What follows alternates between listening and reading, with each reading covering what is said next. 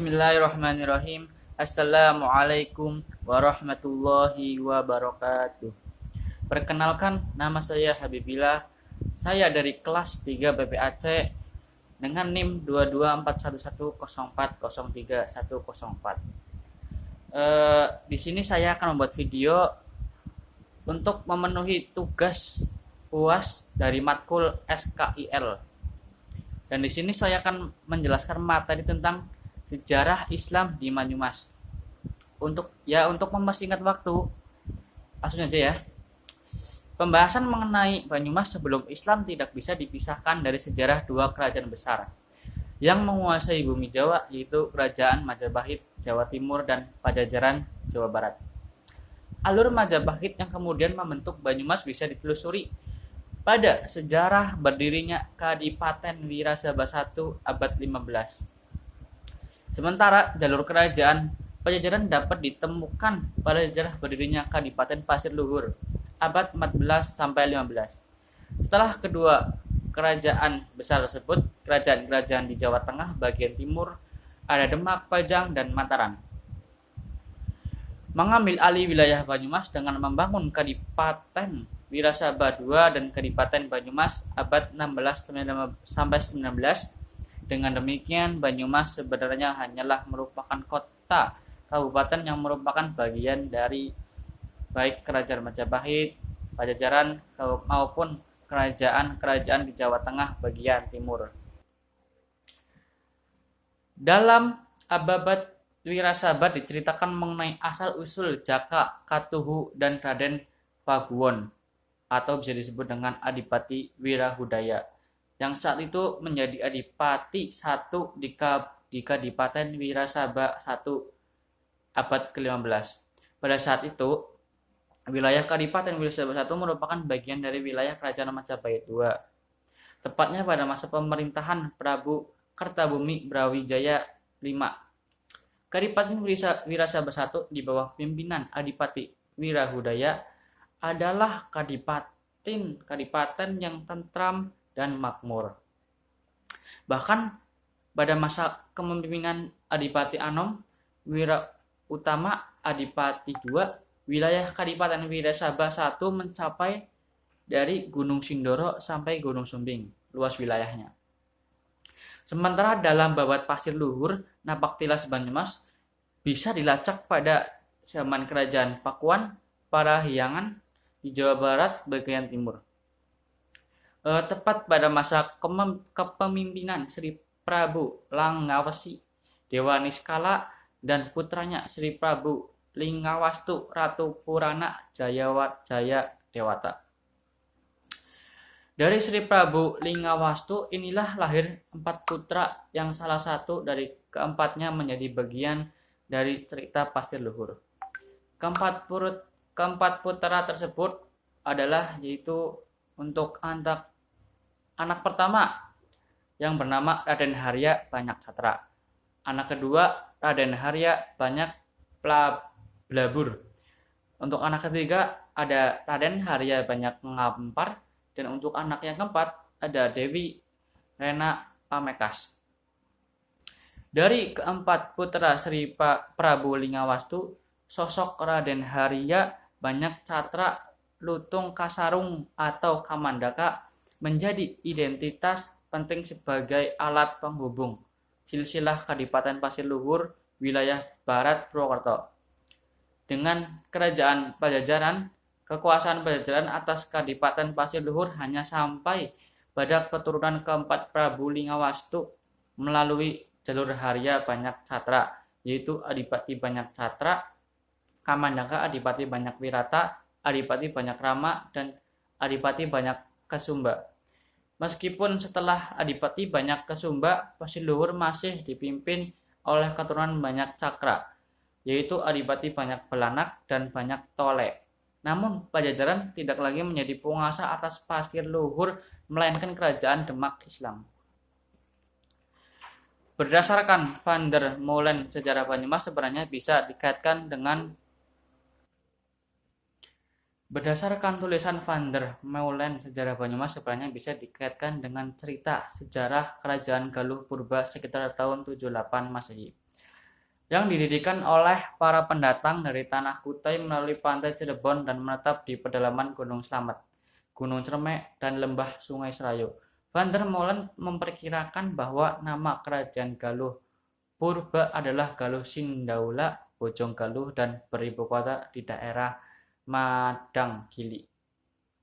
Antara abad 1 sampai 4, sebenarnya banyak nama-nama kerajaan yang memakai kata Galuh selain Galuh Purba. Namun jika dilihat dari luasnya wilayah kekuasaan Galuh Purba, sangat mungkin kerajaan-kerajaan tersebut menjadi bagian dari wilayah kerajaan besar Galuh Purba. Kerajaan-kerajaan tersebut adalah, untuk yang pertama ada Kerajaan Galuh Rahyang berlokasi di Brebes, beribu kota di Medang Pangramesan. Untuk kedua ada Kerajaan Galuh Kalongan berlokasi di Roban, beribu kota di Medang Pangramesan. Untuk yang ketiga ada Galuh Lalean berlokasi di Cilacap, beribu kota di Medang Kamulan. Dan empat, Kerajaan Galuh Tanduran berlokasi di Pananjung, beribu kota di Bogolo. Untuk kelima ada Galuh Kumara berlokasi di Tegal, beribu kota di Medang Kamulyan. Dan yang keenam ada Galuh Pataka berlokasi di Nangalacah, beribu kota di Pataka. Untuk yang ketujuh ada Galuh Nanggara Tengah berlokasi di Cineang, beribu kota di Bojong Lopang. Dan untuk yang ke-8 ada Galuh Imbanagara berlokasi di Pabuaran, beribu kota di Imbanagara. Untuk yang terakhir ada Kerajaan Galuh Kalingga berlokasi di Bojong, beribu kota di Karangkamulyan. Wilayah kekuasaan Galuh Purba adalah wilayah kerajaan Galuh Purba yang meliputi Indramayu, Cirebon, Brebes, Tegal, Pemalang, Bumiayu, Banyumas, Cilacap, Purbalingga, Banjarnegara, Kebumen, dan bahkan ada yang menyebut sampai ke Dukulon, Progo, hingga Purwodadi. Berdasarkan Babat Pustaka Raja-Raja I Nusantara, dituliskan Pangeran Wangsakerta dari Cirebon, terdapat 3 wangsa yang berkembang pada abad 7 sampai abad 8, yaitu Wangsa Kalingga, Wangsa Sanjaya, dan Wangsa Sailendra. Hal ini menunjukkan bahwa kerajaan Galuh Kalingga yang sebelum merupakan bagian dari kerajaan Galuh Purba lebih populer dibanding Galuh Purba. Bahkan pamornya telah mematikan keberadaan kerajaan Galuh Purba yang menjadi penguasa sebelumnya. Jadi berdasarkan uraian di atas, secara sosial atau politis Banyumas sebenarnya menjadi embrio lahirnya beberapa imperium besar yang pernah menjadi penguasa tanah Nusantara, khususnya di daerah Jawa. Namun pembuktian atas fakta tersebut selama ini selalu mengalami kendala akibat rentang waktu yang terlalu jauh. Karenanya pembahasan mengenai sejarah sosial politik Banyumas biasanya dimulai sejak Banyumas menjadi wilayah periferi dari beberapa kerajaan besar seperti Pajajaran, Majapahit, Demak, Pajang, maupun Mataram. Dalam posisi hanya sebagai sebuah wilayah kabupaten yang berada dalam kekuasaan kerajaan, tidak banyak peran sosial atau politis yang bisa dimainkan oleh masyarakat Banyumas, wirasabah dan pasir luhur. Selain menjalankan kebijakan dari pemerintah pusat, kerajaan, selain itu kondisi geografis wilayah Banyumas yang terisolasi oleh penggunungan di sepanjang utara hingga selatan semakin menjadikan Banyumas tidak strategis untuk menjadi pusat kegiatan sosial politik pada waktu itu. Padahal dari sisi potensi ekonomi yang bisa dihasilkan Banyumas adalah daerah yang sangat subur, sehingga mampu menghasilkan banyak produk pertanian dan perkebunan. Tidak dijadikannya Banyumas sebagai pusat pemerintahan kerajaan dan kondisi geografis serta alamnya yang berupa bebatuan, pegunungan, dan sungai-sungai besar yang mengitari, justru menjadikan Banyumas sebagai wilayah yang memiliki struktur sosial mandiri dan unik jika dibandingkan dengan umumnya.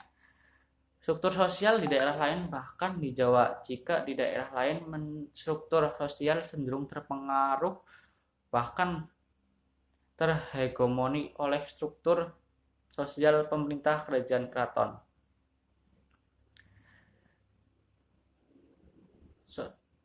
Jadi struktur sosial masyarakat Banyumas justru menampilkan karakter yang unik, dan ada beberapa karakter unik, yaitu ada satu, yang pertama ada Cowak. Jok itu berbicara dengan suara keras. Bloak berbicara dengan brengsek, berlaga serius, apa adanya dan humoris. Dablongan atau dablong seenaknya sendiri kalau mengkritrik atau berkelakar. Ajiban bereaksi secara spontan melalui ucapan jika hayatnya terpenuhi. Ndobos berebut bicara saat mengeluarkan ide. Banyol bergurau, dopok omong-omong melakukan undek-undek. Jadi kedelapan karakter ini tentu berbeda jauh dengan daerah-daerah di Pulau Jawa yang pada umumnya penuh unggu-ungguh. Tata krama dan basa-basi dan hal-hal yang tertrandarisasi oleh karakter sosial keraton. Meskipun demikian, ini bukan berarti masyarakat Banyumas tidak memiliki struktur sosial yang adalah bahwa struktur sosial masyarakat Banyumas lebih sederhana, meliputi kalangan elit atau priayi dengan tugas dan perannya sebagai pelaksanaan kebijakan keraton di tingkat kabupaten, kadipaten, dan kalangan rakyat petani yang hidup dari pertanian. Mungkin dari saya sekian. Wassalamualaikum warahmatullahi wabarakatuh.